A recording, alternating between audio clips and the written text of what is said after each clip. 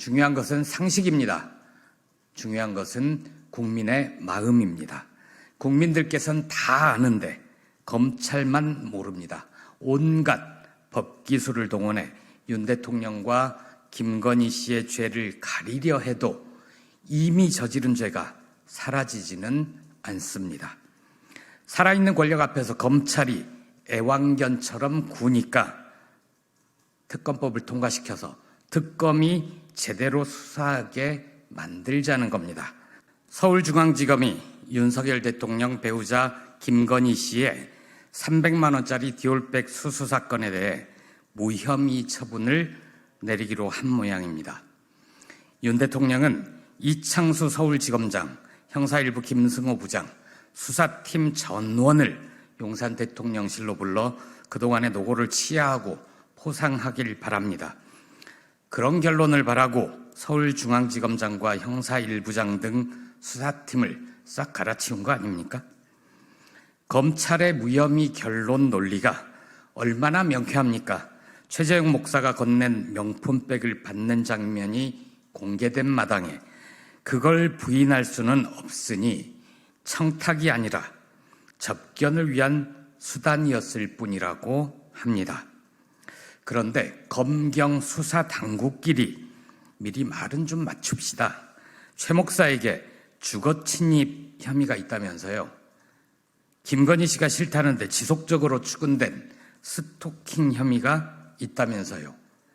검찰 결론대로 김건희 씨가 고가의 명품백에 넘어가 최 목사의 접근을 허락했으면 주거 침입과 스토킹 혐의는 도대체 어떻게 되는 겁니까? 서울중앙지검은 김건희 씨뿐 아니라 윤 대통령 혐의도 깨끗이 씻어줬습니다.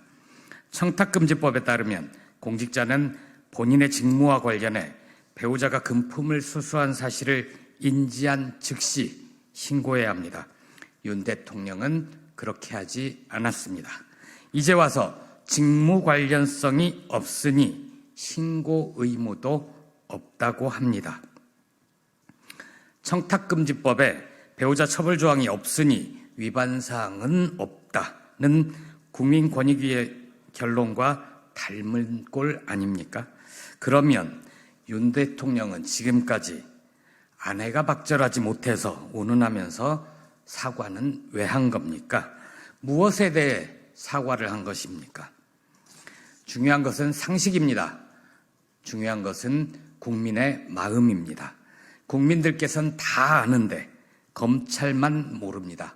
온갖 법기술을 동원해 윤 대통령과 김건희 씨의 죄를 가리려 해도 이미 저지른 죄가 사라지지는 않습니다. 살아있는 권력 앞에서 검찰이 애완견처럼 구니까 특검법을 통과시켜서 특검이 제대로 수사하게 만들자는 겁니다. 그래서 윤석열, 김건희 쌍특검법이 필요합니다. 조국혁신당은 검찰의 결론이 특검에서 어떻게 바뀌는지 두고 보겠습니다.